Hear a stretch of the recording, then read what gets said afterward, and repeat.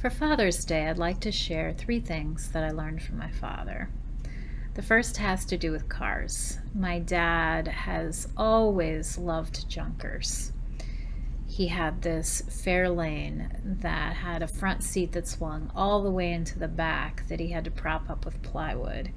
He had a station wagon that he had to drive backward into the junkyard. And of course, there is Yellow, the Plymouth Sundance that is still with us today.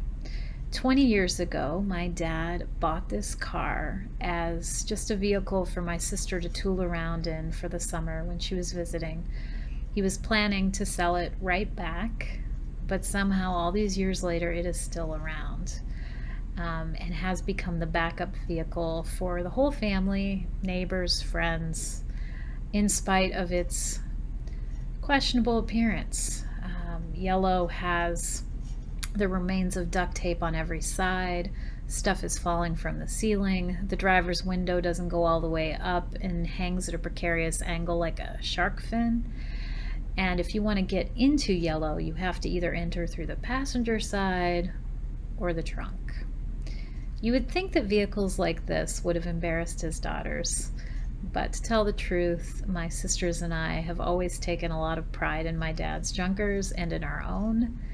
And what I've learned from these cars is that inconvenience can be highly entertaining, and that was an important lesson to learn. Another thing that I learned from my father was to see myself more clearly. I had always been an obsessive reader, but I didn't really know what that looked like until I spotted my father one day with Dave Barry's book, Homes and Other Black Holes.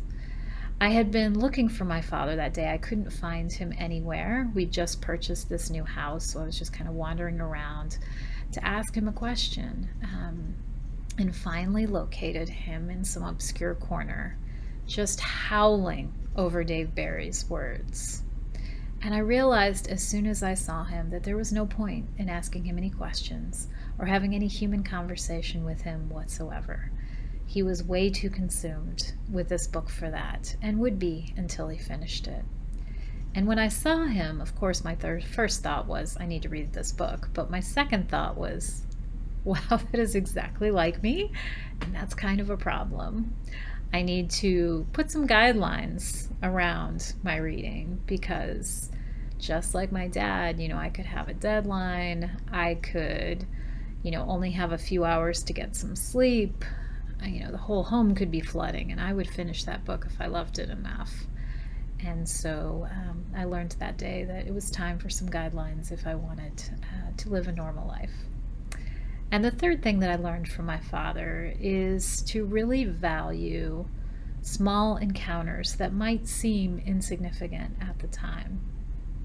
For my dad, the first encounter like that was with Blanche. He was at his grandparents' lake cottage, and he was kind of wandering around without anything to do. And this neighbor had seen him before. He was this scrawny little kid with freckles and horn-rimmed glasses, and probably knew that he needed something to occupy his time. So she called him over, and she had him ride in her little boat, handed him a fly rod, and taught him how to use it. And almost 70 years later, my father is still fly fishing. And if you see the expertise with which he casts that line, you know just how important small encounters are. And that lesson has served me very well over the years. So I'd like to thank my dad for the lessons that he's taught me, which are obviously many, many more than these few I've told today.